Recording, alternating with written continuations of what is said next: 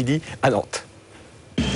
Et ça part vite dans ce Nantes-Lille, 4e minute, coup franc pour le LOSC, frappé par Philippe Brunel, coup de tête de Dumont, le ballon a bien franchi la ligne, 1-0 pour le LOSC, Mickaël Landreau est battu, Landreau incertain jusqu'à l'échauffement, il n'était peut-être pas à 100% de ses moyens physiques pour ce match, en tout cas il est battu, 1-0 donc pour les joueurs de Claude Puel, qui cherchent absolument la 2e place dans ce championnat, directement qualificatif pour la Ligue des Champions, le jeu vertical du LOSC qui gêne les Canaries, Bodmer vers Moussilou, et cette fois Mickaël Landreau qui est présent sur ce coup-là. Nantes moins bon dans le jeu, qui réagit sur coup franc. Et quel coup franc de Nicolas Savino, curieusement le 2e meilleur buteur nantais de la saison, c'est son 6e but. Je n'ai pas vu le départ du ballon, on peut lire sur les lèvres de Tony Silva, battu sur ce coup franc. Un but partout entre Nantes et Lille. Et du coup la fin de la première période est plutôt à l'avantage des Nantais, avec cette percée ici de Gilles Yapi, frappe de Yapi sur laquelle Silva s'envole bien.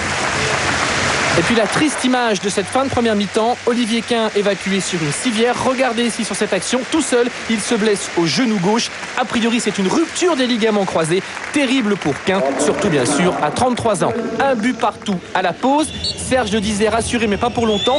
Même scénario qu'en début de première mi-temps pour Lille, avec ce corner de Dernis et ce but de Schmitt. Soit dit au passage, le 13e buteur différent du LOSC cette saison. Mickaël Landreau fait signe qu'il y a main. C'est vrai, ce ballon est légèrement prolongé du bras par Schmitt, mais le but était valable. 2-1 pour les Lillois. On retrouve les Nantais, on retrouve Savino qui nous fait une Juninho il y a quelques mois contre Toulouse, avec 2 coups francs dans le même match, du moins le croit-il. Ce coup franc est refusé, incompréhension à Nantes, et pourtant Damien Ledantu a raison. Regardez l'arbitre à gauche de l'écran, il lève son bras, ce coup franc était indirect. Je n'avais pas vu du tout sur l'action sur le moment, donc c'est pour ça que j'ai frappé directement. Donc l'arbitre nous avait pas prévenu, donc il avait le bras levé, on n'a pas regardé, donc l'erreur elle est de notre part tout simplement.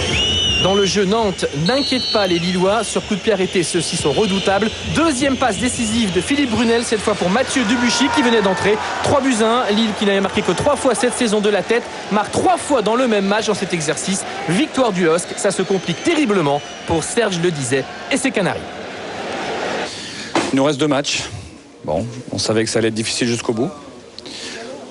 On a un déplacement à Sochaux et une réception donc à la Beaujoire avec Metz. J'espère qu'on prendra au minimum 4 points.